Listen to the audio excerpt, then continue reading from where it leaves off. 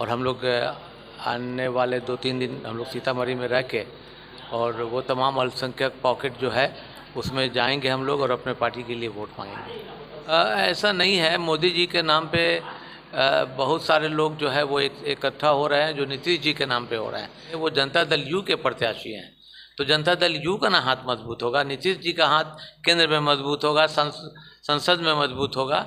इसलिए उन लोगों को दिग्भ्रमित लोग कर रहे हैं, लेकिन अंत तक सब लोग एक साथ हो जाएंगे और नीतीश जी के हाथों को मजबूत करेंगे। किस मकसद के तहत सीतामढ़ी आया जाए? हम लोग जो है वो अपने पार्टी के प्रत्याशी आदरणीय नीतीश कुमार जी द्वारा जो कैंडिडेट भेजा गया है वो हमारे विधान परिषद के सभापति भी हैं अभी, आदरणीय देवेश चंद्र ठाकुर जी के लिए हम लोग पार्टी के तरफ से आए हुए हैं एज ए स्टार प्रचारक।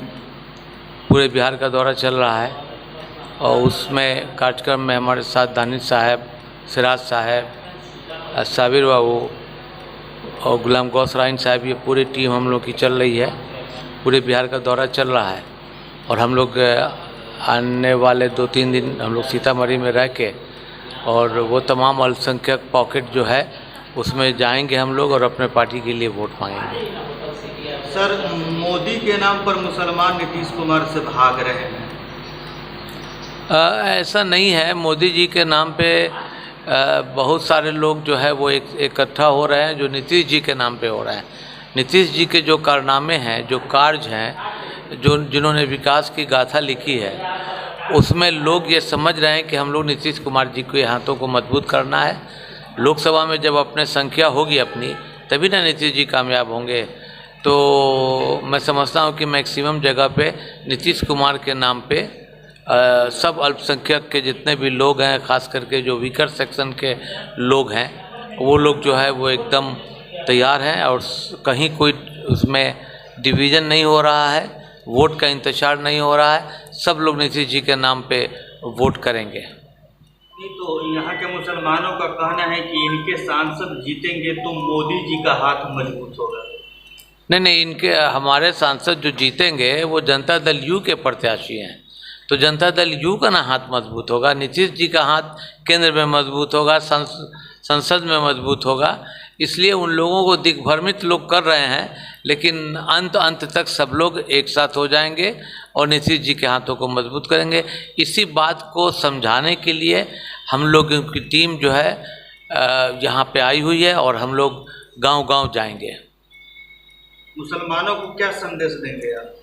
मैं तो सिर्फ यही कहना चाहूँगा अपने अल्पसंख्यक भाई से, जो माइनॉरिटी के लोग हैं, कि पिछले 18 साल में जो नीतीश कुमार जी ने काम किया, खासकर अल्पसंख्यक के बीच में, उसमें रोड, पुल, पुलिया, बिजली, तो सब के लिए किया।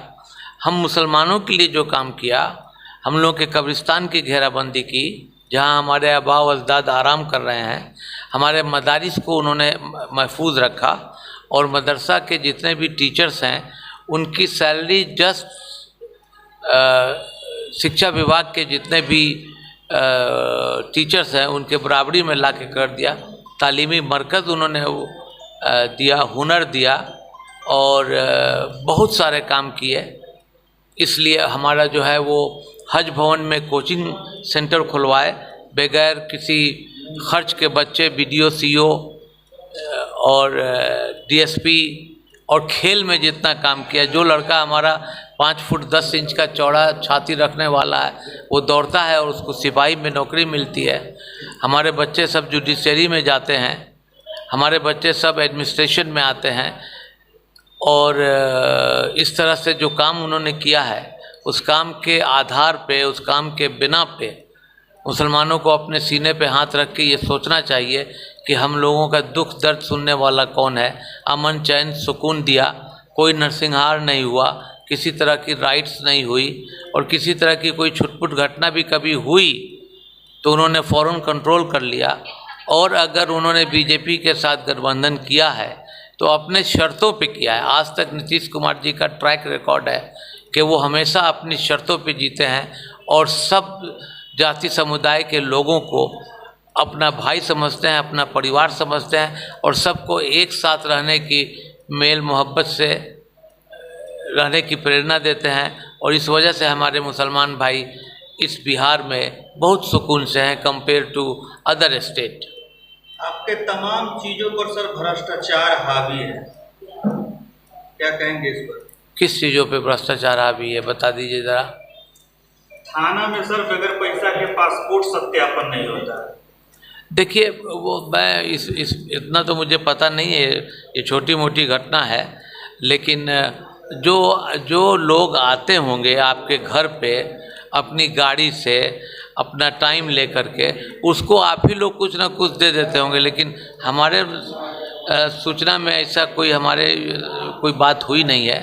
और अगर ऐसी कोई बात है तो इसको संज्ञान हमारे जो लॉ एंड ऑर्डर के जो एडीजे हैं आदरणीय संजय सिंह जी, मेरे बड़े अच्छे मित्र हैं, मैं उसको उनके संज्ञान में ये बात डालूंगा।